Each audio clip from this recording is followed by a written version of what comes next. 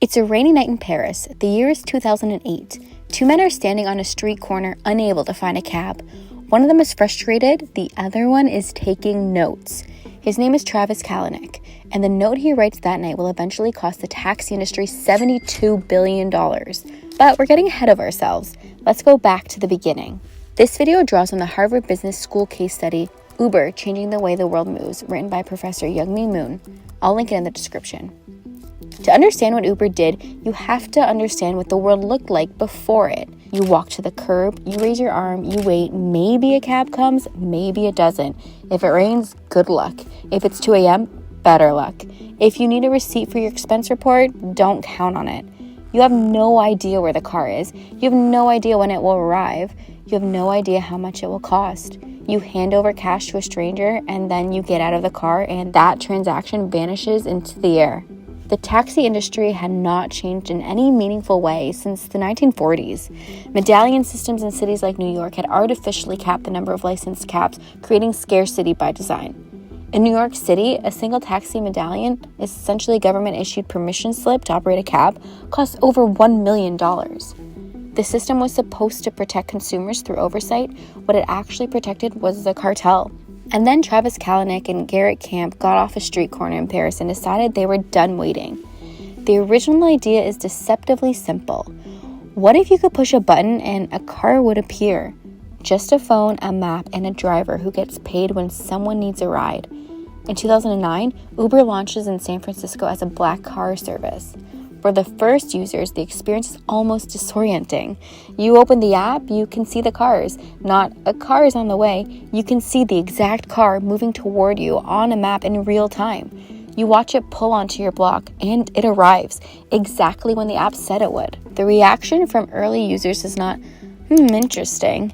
The reaction is, why does anything else even exist? And Kalanick knows it. He has a term for this feeling. He calls it wowing. The moment a user first experiences Uber and realizes that transportation will never feel the same again. The growth is fast and it is word of mouth because the product is its own advertisement.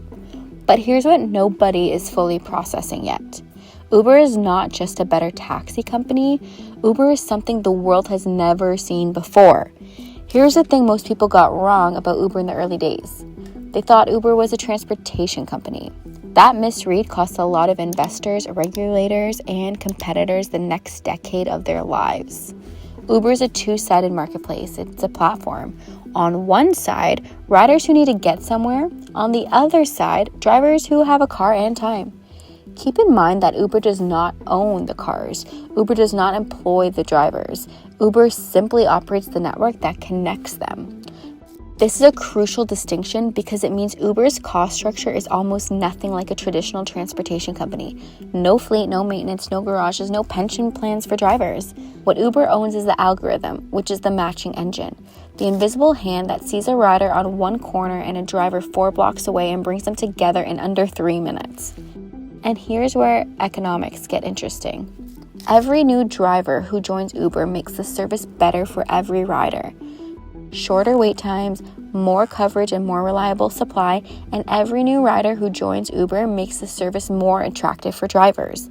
In economics, this is called the network effect.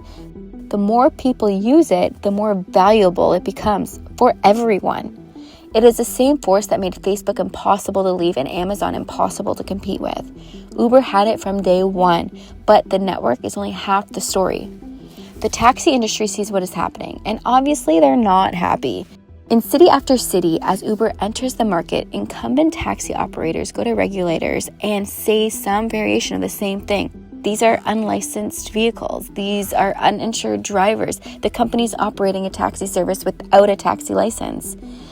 In some cases, they are right. Uber is operating in regulatory gray areas deliberately. Kalanick's strategy is not to ask for permission, it's to move fast, build a user base, and make it politically impossible to shut down. Uber launches. Taxi drivers protest, sometimes violently, sometimes with strikes that gridlock the city. Regulators open investigations, city councils hold hearings, and Uber's user base doubles. Because when taxi drivers go on strike to protest Uber, they are giving Uber's best advertisement and making Uber's demand go up even more. Every commuter stuck on a corner during a taxi strike opens Uber for the first time, and the moment they see the car on the map moving toward them while the streets are paralyzed around them, they never go back. But then, Uber does something that changes the game entirely. In 2014, Uber launches Uber Pool. You already know what Uber is. Uber Pool takes the same model and introduces a new variable. What if two strangers going to the same place or the same direction shared a ride? The utilization of every car goes up, the driver earns more per trip, the rider pays less per trip, and the number of cars needed on any given road, in theory, begins to fall. Kalanick starts talking about something he calls the city of the future, a city in which car ownership is irrational. Why would you own a car, pay insurance, pay for parking, pay for maintenance, watch it depreciate, when a car can be at your door in 3 minutes and be affordable? He's not wrong about the economics. In most American cities, a car sits parked and unused for 96% of its life. It is, from a pure asset utilization standpoint, one of the worst investments a middle-class family makes. A second car becomes a rounding error in a world where Uber exists. This is not a modest ambition. Kalanick is explicitly targeting the $2 trillion spent on personal vehicle ownership every year. Not the taxi industry, not the rental car industry, the entire concept of owning a car. This is the moment it becomes clear that Uber is a better taxi company was never the right frame. The right frame was, Uber is a bet that personal car ownership will become obsolete. So, how does the machine actually work? Uber takes a cut of every fare and then the driver keeps the rest. Simple, but the implications are enormous. Uber has no marginal cost per ride. Every new ride on the platform generates revenue without requiring Uber to buy anything, hire anyone, or deploy any capital. The driver absorbs the vehicle costs, the fuel, the insurance. The growth model is aggressive price subsidy followed by market capture. In every new city, Uber arrives with artificially low prices. Riders love it, drivers love the volume, and incumbents cannot compete.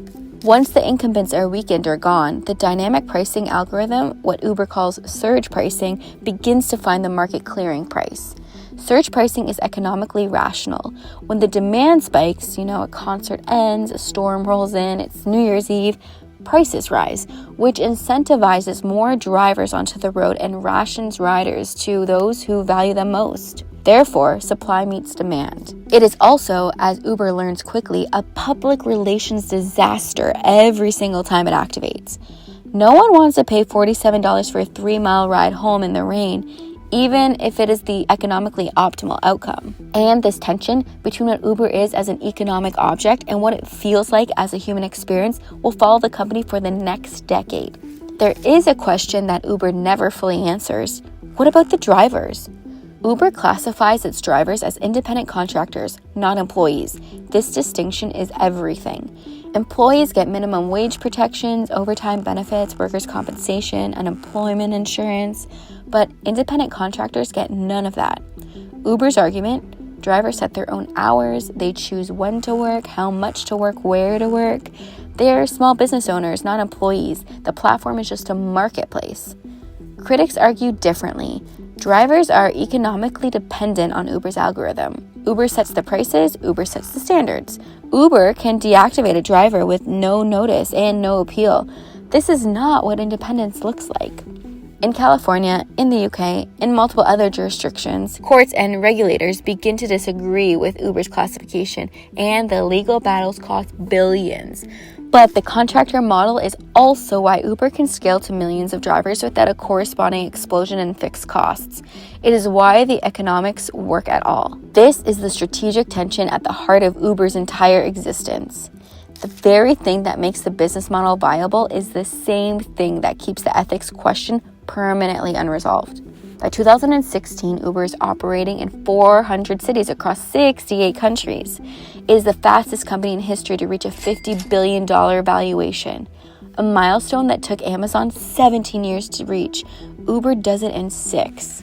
In New York City, the average taxi medallion value collapses from $1.3 million to under $200,000 in less than 5 years. Dozens of medallion owners, many of them immigrant families who invested their life savings into medallion as their retirement asset, are financially devastated. This is not in the Uber press release. The disruption is, depending on where you sit, either the inevitable cost of progress or an act of institutional violence against working class families who played by the rules.